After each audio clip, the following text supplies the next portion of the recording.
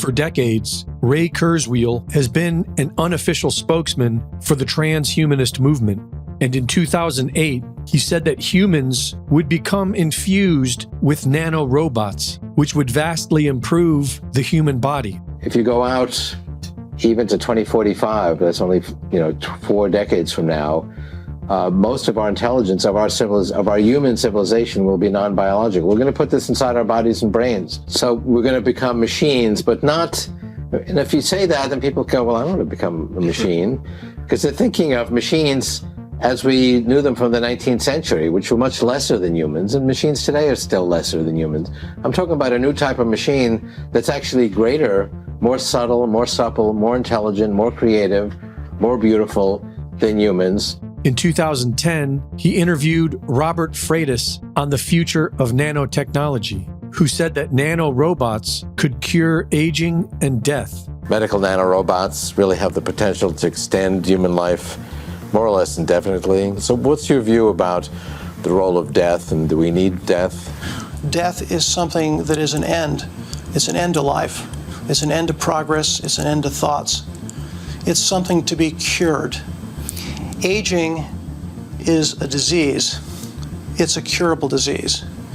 Nanomedicine is the cure for that disease. He said that this technology is expected to be deployed by 2020, and that laws will be in place to protect the public from its misuse. I expect that by the time nanorobots are deployed, which will be sometime perhaps in the 2020s or the 2030s, we will have a whole set of laws in place, regulations. There will be things you can and cannot do. The laws were never put in place, but the technology was patented and deployed to billions of people without their knowledge in 2020. We know this because several independent labs have confirmed the presence of this nanotechnology in the COVID vaccines. And Bill Gates recently admitted to this as well. Making the mRNA is really easy and really cheap, and that's the magic of this thing.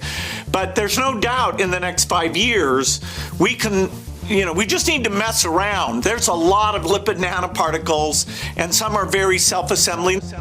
Self-assembly and self-replication seem to be the same technology when it comes to nanorobots. And this was considered to be the greatest danger involved with the use of this technology. Self-replication causes disease. Nanorobots are inherently much stronger than biological systems being built of diamondoid. So if they self-replicate, that disease, quote unquote, could be even a tougher problem than biological disease. So first of all, what's the feasibility of self-replication in the nanotechnology world? As a general principle, you do not want to put self-replicating nanorobots inside the human body. I suppose not everybody agrees with me on that, but that is the way I think that we can best guarantee safety.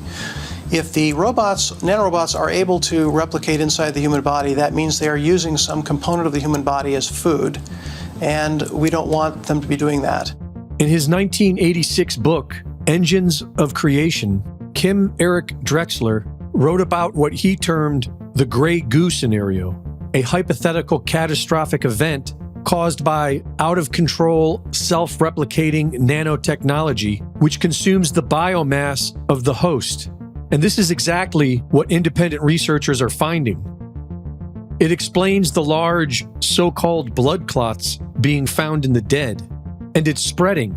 Evidence shows that the vaxxed are shedding this to the unvaxxed. How do we prevent a terrorist or someone who's bent on destruction from creating such a self-replicating system? There will be some terrorist acts because that's what humans do, unfortunately.